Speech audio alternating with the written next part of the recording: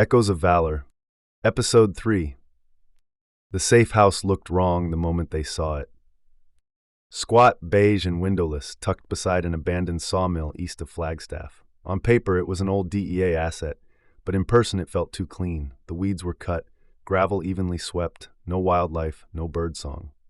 Wout dropped to a knee behind a boulder, glassed it through his spotting scope. "Exterior's too sterile," he muttered. "They've been here. Recent."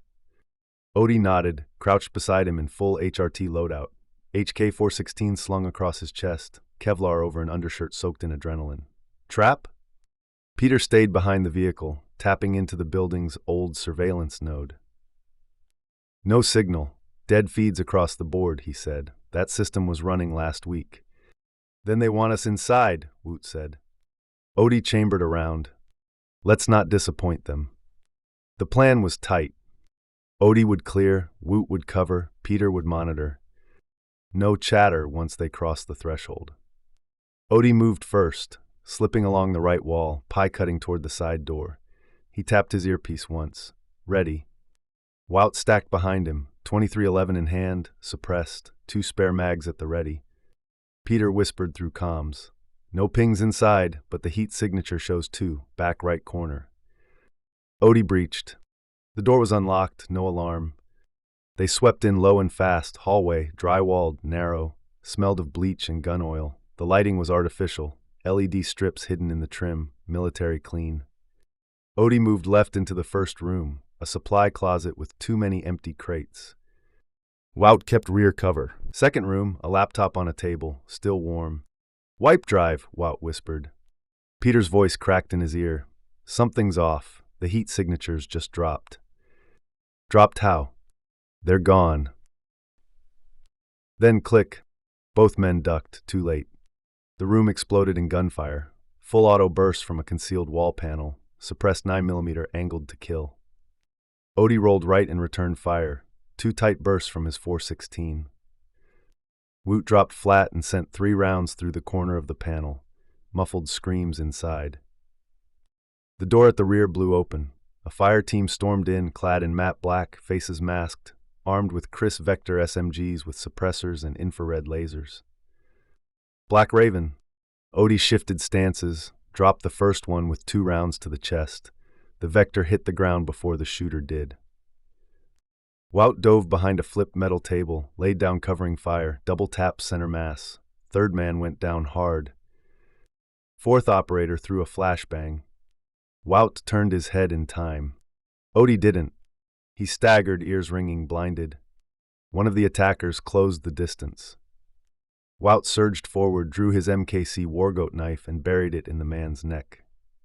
Blood sprayed the drywall. Peter shouted in their comms. "Backup is 10 minutes out, if we're lucky." "Too long," Wout snapped. They retreated to the rear room. Odie bleeding from a shallow graze across his left bicep. Wout's shoulder bruised but functional. The laptop was still on the table, a single file open. Video. It showed Mike Shaver handcuffed, alive. Yesterday.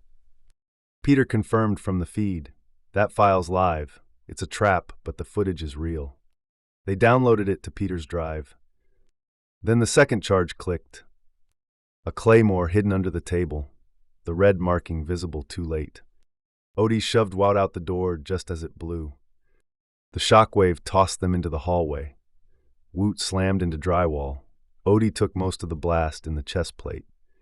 They lay there, coughing, stunned. Dust, ears ringing. Footsteps.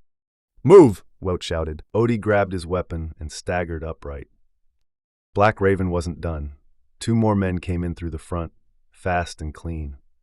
Peter called over comms. "They've got your exit boxed. Southwest corner only chance." Odie didn't hesitate.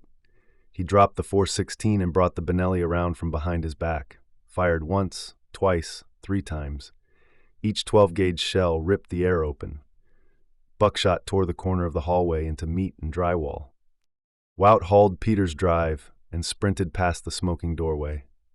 They made it outside. More gunfire, suppressed but getting closer. Wout dove into the truck's rear seat. Odie slammed the door and threw it in reverse, fishtailing out onto the service road. Bullets stitched the tailgate.